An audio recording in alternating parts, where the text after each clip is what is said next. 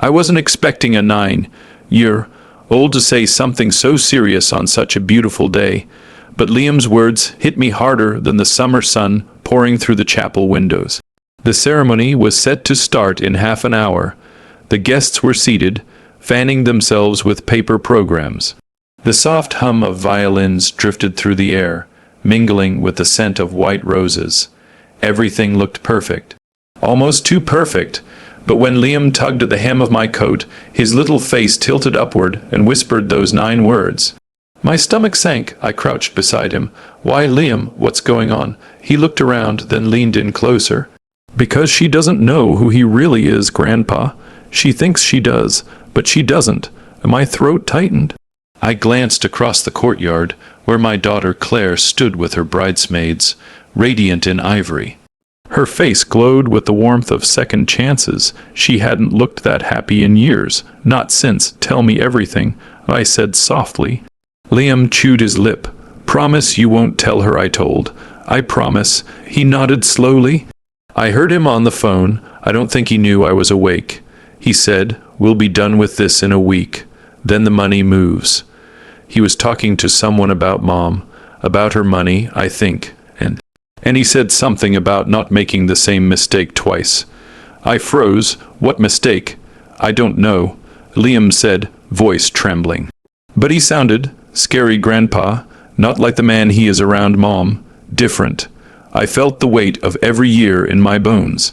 Claire had met Marcus a year ago, charming, polished, wealthy. He slid into her life during one of her loneliest seasons.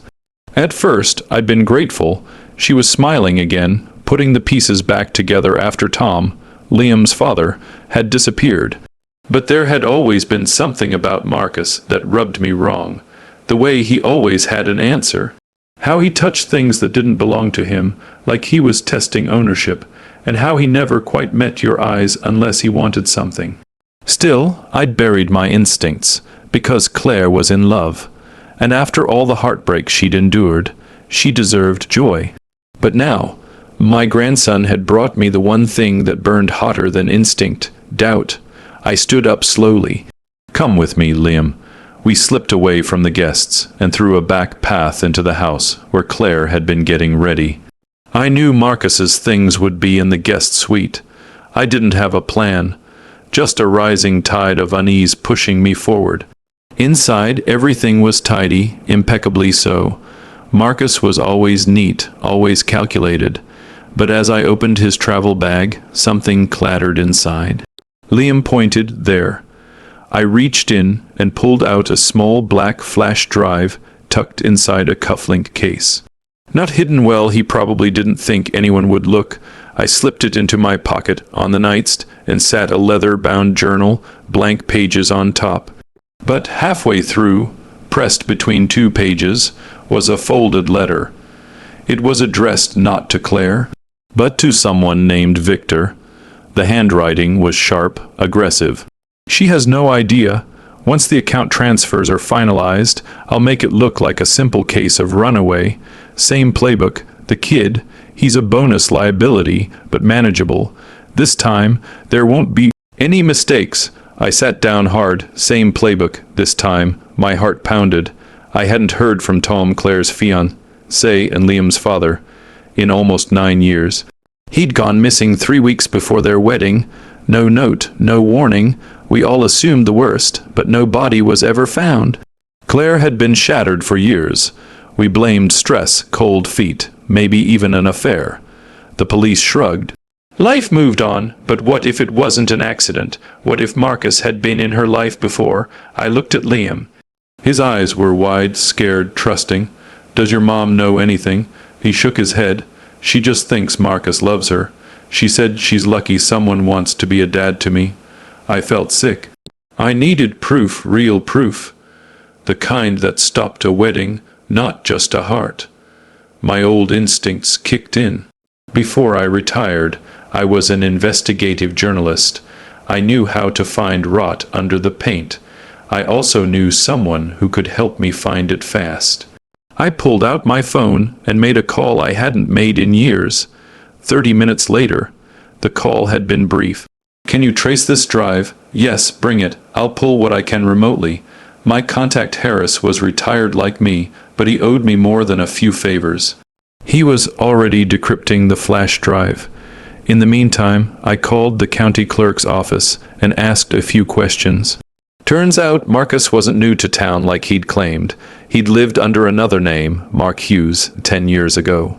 Right before Tom vanished, and 1 week before that disappearance, a small tech startup run by Tom had mysteriously shut down after a failed acquisition deal. Guess who the buyer was? A company led by none other than Mark Hughes. He changed his name, reinvented himself, and waited for what? Another chance, or another victim. I walked back into the wedding venue, head reeling. Liam clutched my hand. Did you stop it? He asked. Not yet, I said, but we will. The organ began to play. Guests stood. Claire began her walk down the aisle, radiant and unknowing. Marcus stood at the altar, smiling like the devil in a suit. I looked down at the screen of my phone as a message came in from Harris. It's all here, voice recordings, emails, financial documents. He orchestrated Tom's disappearance. You need to stop this. Now, and in that moment, I understood. Stopping the wedding wasn't about drama. It wasn't even about justice. It was about saving my daughter from a second heartbreak she might never come back from. I stood, buttoned my jacket, and whispered to Liam, "Stay close, kiddo. This is going to be loud. 30 minutes. That's all it had taken to shake the dust off a old nightmare." The wedding music played on, violins sweetly masking the storm that now brewed inside me. Claire walked down the aisle, step by step, oblivious. And Marcus stood at the altar, cool and polished, his smile rehearsed, his lies ironed out. My daughter was about to marry the man who may have destroyed her first love. And I had less than 5 minutes before the priest asked, if anyone knows of any lawful reason why these two should not be joined. 10 years ago, Tom was more than Claire's fiancé. He was family. Loyal, kind, a little wild, but genuine. He'd come from nothing and built his own tech startup from the ground up. I liked him immediately. Claire and Tom were building a life together. They had just put down a deposit on a small house. They were 3 weeks from the wedding when he vanished. Just gone. The police had found his car, abandoned off the interstate. No signs of foul play, no note, no financial activity. Claire had filed a missing persons report. I'd called every contact I had, reporters, cops, even a few ex-feds from my early days. We found nothing. Eventually, they ruled it a voluntary disappearance, claimed he'd cracked under pressure. Claire never believed it. She waited for years, cried herself sick, blamed herself. Then one day, she stopped talking about him. And I, like a coward, let it go. Until now. Present day, in the corner of the chapel, I opened the encrypted files Harris had sent from the flash drive. I scrolled through emails and audio transcripts. There it was, the name Tom Weaver, in a thread dated 2 weeks before his disappearance. The buyer's not folding. The only option is elimination. He'll back out once he knows the stakes. No one walks away with proprietary code, especially not him. My heart pounded. Marcus had been involved in Tom's business collapse. He didn't just know Tom, he'd targeted him. Further down, another email. If Claire suspects, deal with it. Burn the bridge, she'll recover. Just keep her quiet and keep the boy in line. Liam. It wasn't just business. Marcus had been watching Claire ever since. He'd seen the emotional wreckage he left behind, and walked right into it a decade later. This wasn't love. This was calculated. He wanted Claire's inheritance, the trust left behind by her late mother. She came from old money, and now, after years of pain, she had no reason to protect it, unless someone did it for her. I stormed out of the chapel and called Harris. Is there any trace of Tom? Anything to prove he's still alive? There was a long pause. Then Harris said, "You're not going to like this." I braced myself. He's in Mexico, small town north of Chilum, changed his name, runs a modest bar off the coast, got arrested last year in a brawl, Fingerprint pinged, but no one followed up because he's off the radar. Why didn't he come back? I asked, heart sinking. Probably thought he was a dead man walking, or maybe he thought Claire moved on. After 10 years, who would blame him? I hung up. The pieces were fitting now, and the picture they made was ugly. Flashback, the letter Claire never saw. 3 days after Tom vanished, I received a letter in the mail. Handwritten, no return address. If I disappear, don't look for me. They warned me once. The next time it'll be you or Claire. Please keep her safe. I'd dismissed it as a guilt-ridden farewell. Thought he was spiraling, but now, reading those emails, I realized what it really was. It was a warning. And I had ignored it. Back at the chapel, Claire had reached the altar. The music faded. The priest smiled. We are gathered here today to celebrate the union. No, not today, not like this. I stepped forward. Excuse me, all heads turned. Claire's smile froze. Dad. Marcus's eyes narrowed, calculating. I'm sorry to interrupt, I said, loud enough for every soul in the room to hear. But this wedding cannot continue. Gasps rippled through the guests. The priest hesitated. I know how this looks, I said, holding up my phone. But before you take your vows, Claire, you need to hear the truth about this man. Marcus stepped forward. Claire, your father is confused. I turned on him. Shut your mouth, Marcus. Silence fell. Claire blinked. What? He changed his name, Claire, 10 years ago, right after your fiancé Tom disappeared. The air changed. Thickened, the guests were now whispering. Someone stood with a phone, already recording. Marcus wasn't some stranger who swept in to save you. He's been watching you, waiting, and he's the reason Tom is gone. Marcus's jaw tensed. This is slander. I tapped my phone. I have emails, audio files, financial records, and your correspondence with someone named Victor. I also have proof that you orchestrated the downfall of Tom's company weeks before he disappeared. You wanted the proprietary code he wouldn't sell, so you made him disappear. Claire looked like she couldn't breathe. And there's more, I said, softer now, turning to my daughter. He's after your trust fund, your inheritance. He was planning to leave again, and this time with Liam. Claire staggered backward. Liam, who had crept up beside me, ran to her and took her hand. Marcus took one step forward, then another. Bad move, because I wasn't just a man with evidence. I was a man who still remembered how to throw a punch. And when he lunged for Claire, I caught him square in the jaw. He collapsed on the floor like a dropped puppet. Chaos erupted. 20 minutes later, the police arrived. Harris had already sent the files to a secure server and handed them off to law enforcement. Marcus, or Mark Hughes, was arrested on multiple counts of fraud, conspiracy, and obstruction. The wedding guests trickled out in stunned silence. Claire sat on the edge of the altar, veil removed, her hand clutching Liam's. I knelt beside her. I'm so sorry I didn't see it sooner, I said. Claire's eyes were wet. I would have married him if Liam hadn't said something. She looked at her son.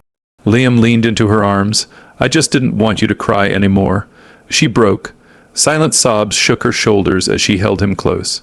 And I sat beside them, the weight of 10 years pressing on my chest like a stone. The wedding was over. The altar stood deserted, white rose petals scattered like broken promises across the stone floor. The chairs were half empty now, guests long gone, whispers left behind like echoes. Claire sat still in her wedding dress, her eyes vacant but wide open, as if trying to wake up from a dream she hadn't realized was a nightmare. I sat beside her on the edge of the altar. Liam leaned into her lap, drawing small circles on her palm with his finger. She finally spoke. Was it all a lie? I didn't answer right away because I knew what she meant. Not just the relationship. Not just Marcus, all of it, the second chance, the hope, the feeling that maybe, just maybe, she could love again and not lose everything. So I just said what I knew she could hear, not you and not Liam. That part was always real. 2 weeks later, Mexico, the air in Cholum was thick with salt and smoke. The small beachside bar I found looked like it hadn't seen fresh paint in years. Locals called it El Perdido, the lost one. Fitting, I sat at the edge of the bar under a thatched roof, sipping a watery beer, and watching a man in his late 30s wipe down tables in the distance. Sun, weathered, lean, tired, but I recognized him. Even after 10 years, how could I not? It was Tom. He didn't see me at first. I watched him for a long time, wrestling with what to say, what not to say. How do you begin again with the man your daughter once swore she couldn't live without? The man who let her believe he was dead. Eventually he saw me, he froze, then slowly he walked over. No words, just that wide-eyed look of guilt and recognition. "I thought you might come," he said, voice rough, American accent barely intact. "You should have come first," I replied. Tom sat down. His hands trembled a little. He looked over at the ocean, blinking against the sun. "I thought if I stayed away, Claire would heal, move on, be safer." "From what?" he sighed. "From him. I knew Marcus wouldn't stop. When he came after my company, I tried to fight back. Then I got the warning, anonymous, said Claire was next. My only play was to vanish."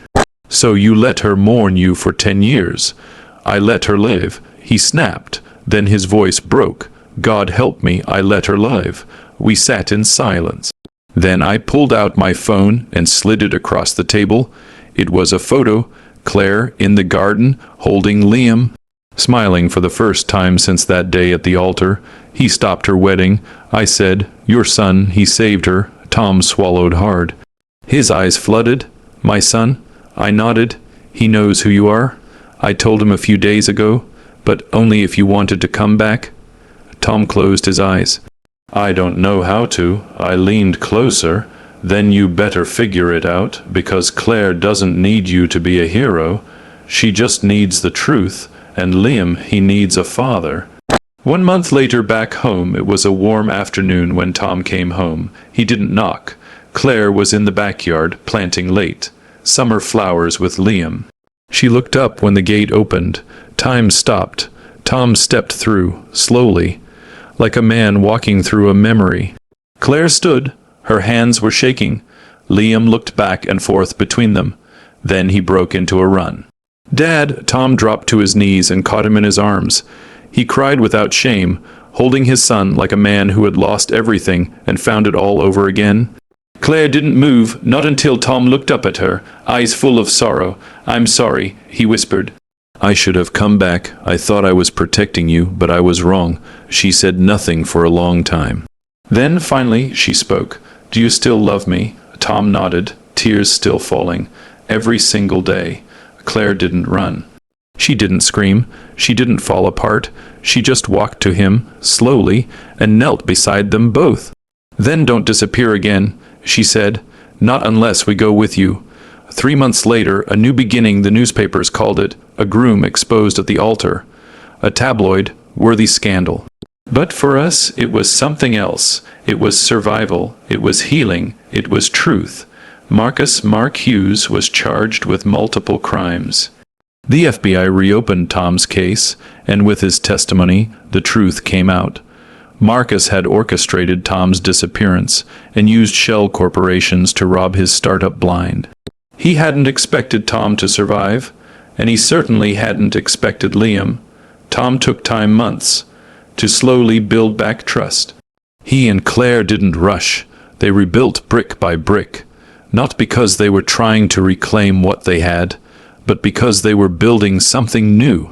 Stronger this time with their son watching. Final scene, 1 year later, the garden is blooming. Claire walks down the backyard path in a soft sundress, barefoot, carrying a small basket of vegetables. Tom is at the grill. Liam is chasing a dog through the grass. I sit on the porch, a beer in hand, watching it all with a quiet sort of joy. She comes up to me. "You saved my life," she says softly. "No." I smile. "Liam saved your life. I just listened." She leans over and kisses my forehead. "I still would have married him," she says, "if you hadn't stepped in." I know. I look out at Tom, flipping burgers, laughing with his son. Not all weddings need to be saved, I say, but some families are worth fighting for. And behind me, Liam whispers, "Grandpa." "Yes, buddy," he smiles. "Thanks for being the hero." The end.